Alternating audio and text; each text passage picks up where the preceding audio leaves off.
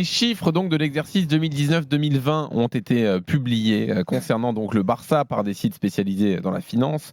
L'intégralité des dettes du Barça s'élève à près d'1,2 milliard d'euros. Alors bon, c'est un club qui est habitué à avoir des dettes, mais là quand même ça prend des proportions énormes. La dette a augmenté de 15% sur un an et on évoque par ailleurs une somme de 730 millions à rembourser sur le court terme. Sachant qu'en plus, il y a les difficultés liées au Covid et à l'absence de billetterie. Ça veut dire donc que la crise d'austérité risque de s'éterniser au Barça. Le club peut-il donc devenir lambda s'il n'a plus d'argent? 32-16, appelez-nous pour en débattre. Fred, comment tu vois les choses? Alors déjà, on va pas faire de l'économie, mais là on parle de la dette, c'est-à-dire on parle de ce que le Barça doit aux autres, mais n'entre pas en compte ce que les autres doivent au Barça. Vous Mhm. comprenez? Donc ça fait moins dans les faits. Enfin, Ça ça fait- fait vraiment beaucoup moins. Il n'y a pas beaucoup, oui. il y a 110 millions. Non, mais il y a le gros Fred. problème du Barça là, c'est un problème de liquidité surtout.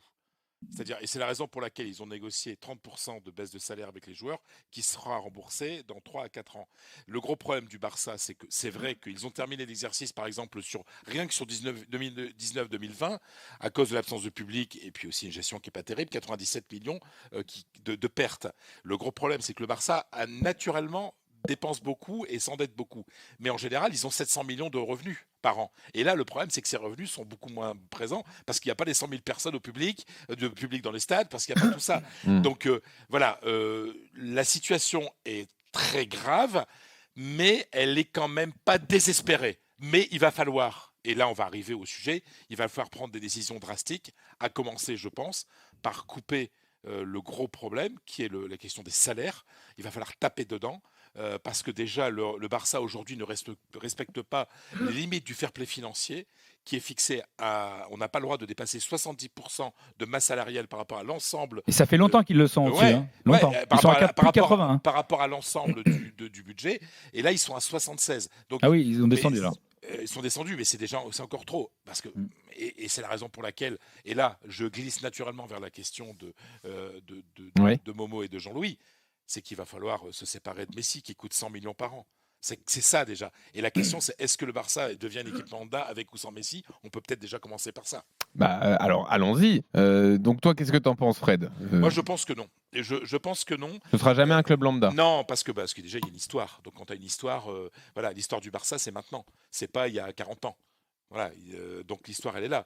Parce que, malgré tout, ils vont pas Si je virer peux me tout le monde. permettre, Fred, Hambourg avait une histoire, Nottingham Forest avait une histoire. Tu sais, au bout d'un Oui, moment. Hambourg et Nottingham Forest. Sauf que l'histoire du Barça, c'est maintenant, c'est la semaine dernière. Oui, mais ce que je veux dire, c'est Voilà, qu'il faut on mieux va- garder la oui. thune. Vaut mieux Oui. encore avoir de la thune hein, Oui, quand même. Hein. mais là, Ça va vite.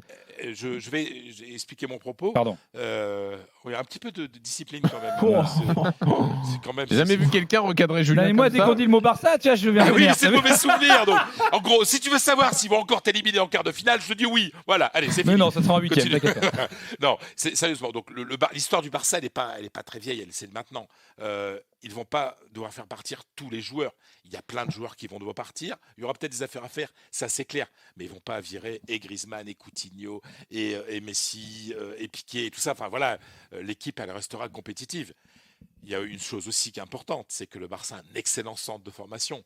Vous voyez là, ils sortent des joueurs comme Riqui Ansu Puig. Fati, comme Riqui Puig. Voilà, et ça c'est pourquoi par exemple l'Espagne, quand il y a eu de gros problèmes financiers avec la crise de 2008, la crise financière qui touchait énormément de clubs en Espagne, clubs qui étaient très très endettés aussi, c'est parce que la formation a toujours été très bonne en Espagne et donc on peut remplacer. Donc le Barça restera compétitif.